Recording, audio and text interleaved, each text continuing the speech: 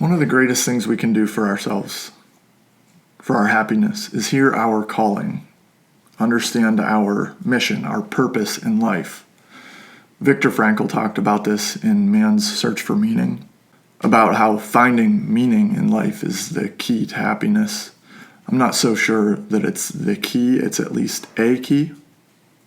Friedrich Nietzsche said, "He who has a why can bear almost any how." Paul the Apostle said, "Live in a manner worthy of the calling you have received." And the thing is, we can look at the tragedies in our lives to discover our calling. And so if you're heartbroken, if you're afraid right now, it's the perfect opportunity to hear your calling, to find your purpose, your mission. We see this a lot, actually, where tragedies in our lives reveal graces. They end up being blessings in disguise. Think of the greatest tragedy of all time, human beings brutally murdering the son that was given to us by the creator of the universe. There's nothing more tragic than that. And from that came our redemption, our salvation, our eternal life, our freedom from sin. The greatest peace we could ever imagine. So, from the greatest tragedy came the greatest good. And we can look at the tragedies in our own lives and discover good things and graces like our calling.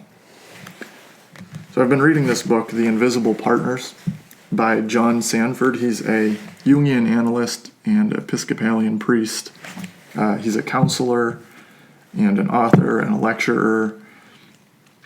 And this is just a brilliant book on intimate relationships, on male and female relationships. Just absolutely brilliant. Fascinating to read. It was written in 1980. I wanted to talk about one section in which Carl Jung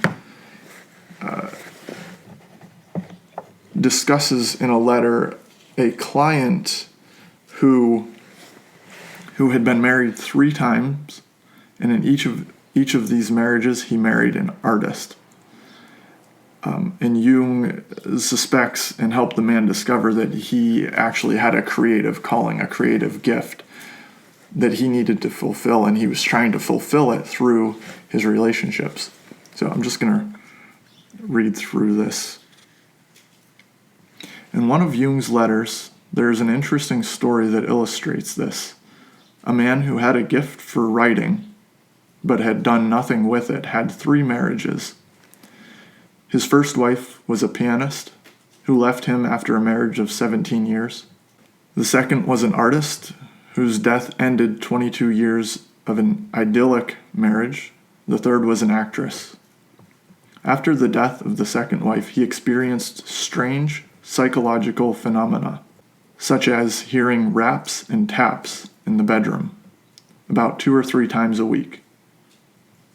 In his letter, Jung tells the man that his choice of wives was influenced by the anima.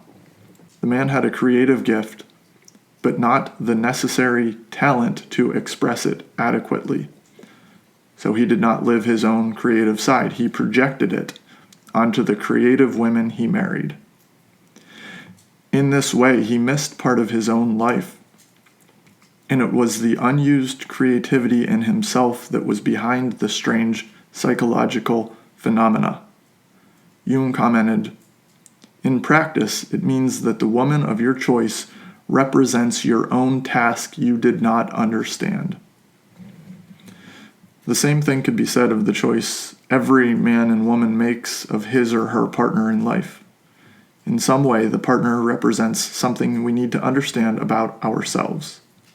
So this man was projecting his creativity. And if you're heartbroken right now, first of all, I'm sorry that you're suffering. It sucks.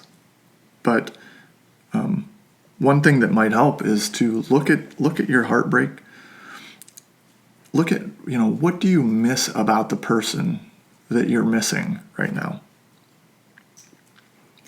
and ask yourself, is that something that I have in myself? Is that something that I'm actually projecting or was actually projecting onto this person? If you're, for example, I myself was in a relationship with an artist, a couple of them, and when I read this, I was very shocked, and I started focusing more on my writing, and it really helped me get over the heartbreaks, or get through them at least. Could be something simple too, like maybe a woman adored her ex-boyfriend's short hair. Maybe that's a calling. Maybe she wanted short hair herself because she didn't want to have to deal with her own hair being crazy all the time. Maybe she misses his beard. Now, that's where we gotta draw a line, right? Because she could with modern science, I guess, but naturally she could not grow a beard. And so there is a calling there, right? There is that sense that we men and women do need each other, and we are called to be with each other in communion, in union. But there are also parts that we often seek that union for, that we have in ourselves, that we can fulfill within ourselves. And those parts we should fulfill within ourselves, and we can often find tremendous happiness and peace by fulfilling those. They're often our calling, our purpose, our mission. So that's heartbreak. The other thing I want to look at is fear. Carl Jung said, "Where your fear is, there is your task." I was looking through a journal. I keep journals, lots of journals. Every once in a while I go back and I'll look through them. A lot of times I'm like, wow, I've grown a lot. And a lot of times I'm like, wow, my dreams are exactly the same as they have been since 2017, and it's now 2024, and I have not accomplished anything. I need to work harder. But in this entry, just a few months ago, I wrote, "I wondered today how I would act if I lived my fear, the fear of being single my whole life.